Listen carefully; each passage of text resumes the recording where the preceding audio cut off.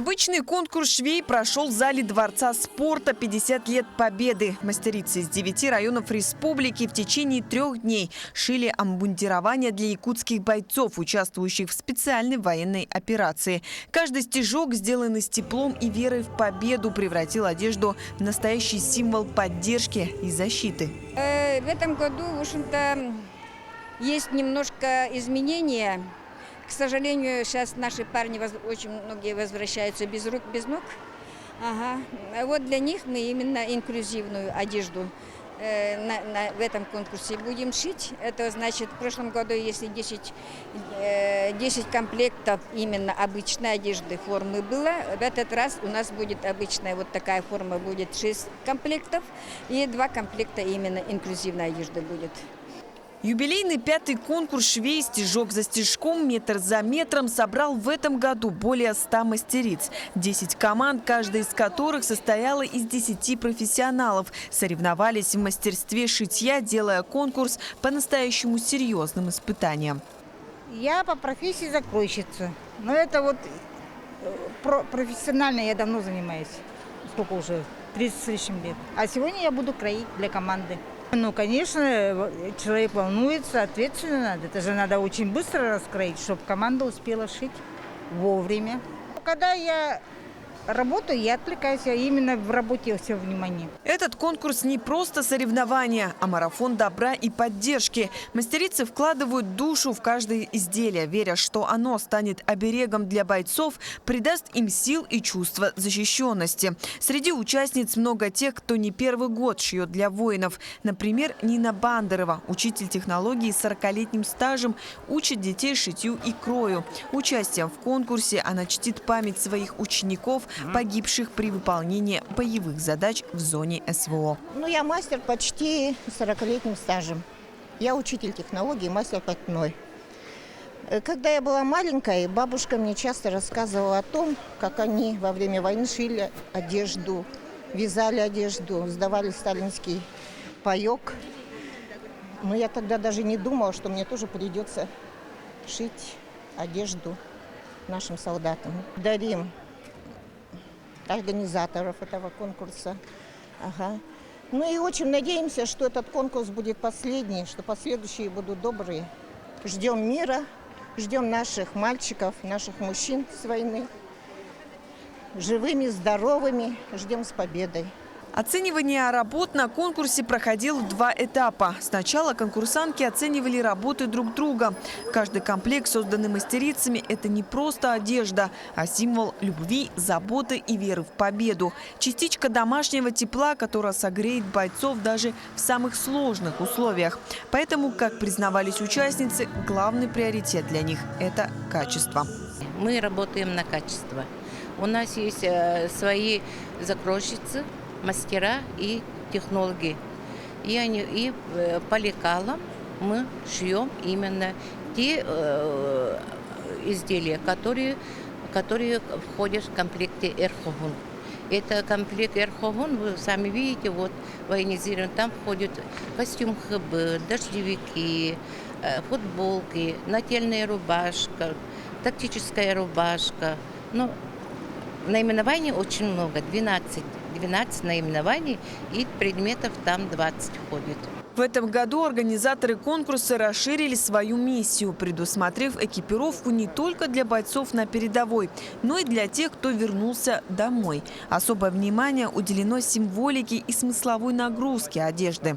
Из этого, вот видите, у нас инклюзивная одежда. Вот это улар. Улар – это глухарь по-русски. В общем-то, этот улар означает для якутского охотника, означает как бы все равно сродни человек, как будто Сахатова убили, ну как будто добыли. А мифологическое понимание именно этой птицы – это свобода и дыхание жизни означает. Из этого я выбрала именно вот эту птицу.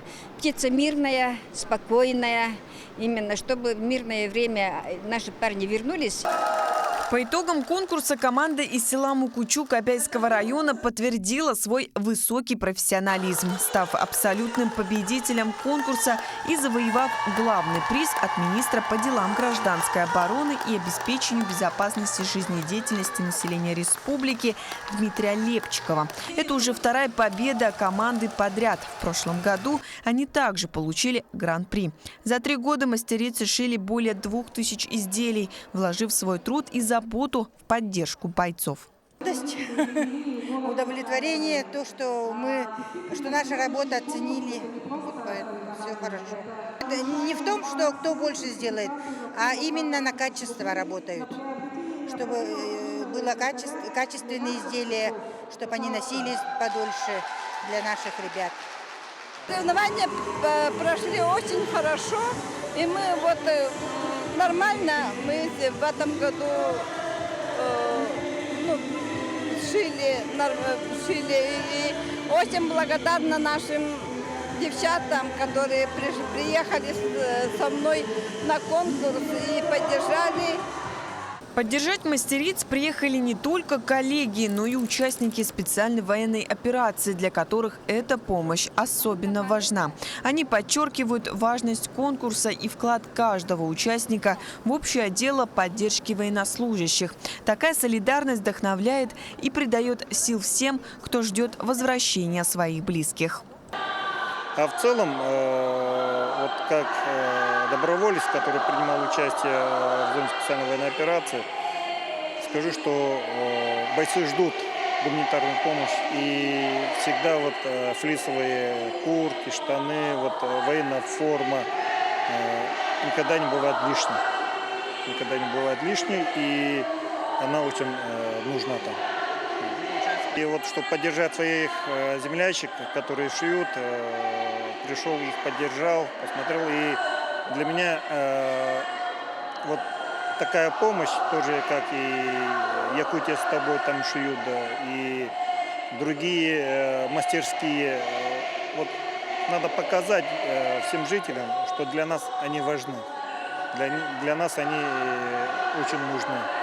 Конкурс проходил несколько этапов, и на каждом работы оценивались по строжайшим критериям. Качество, функциональность и удобство – все это учитывалось жюри. Но самое главное – это душа, вложенная в каждое изделие. Ведь именно эта душевная теплота, эта материнская забота, передающаяся через ткань и нитки, согревает наших бойцов вдали от дома, напоминая им о родных и близких, давая силы и веру в победу. Каждый район знает именно, как шьется наша одежда. Но есть такие, например, Чурапчинский улус с нами не очень сильно работает. Среднеколымский улус тоже впервые в прошлом году они тоже участвовали, но другой командой.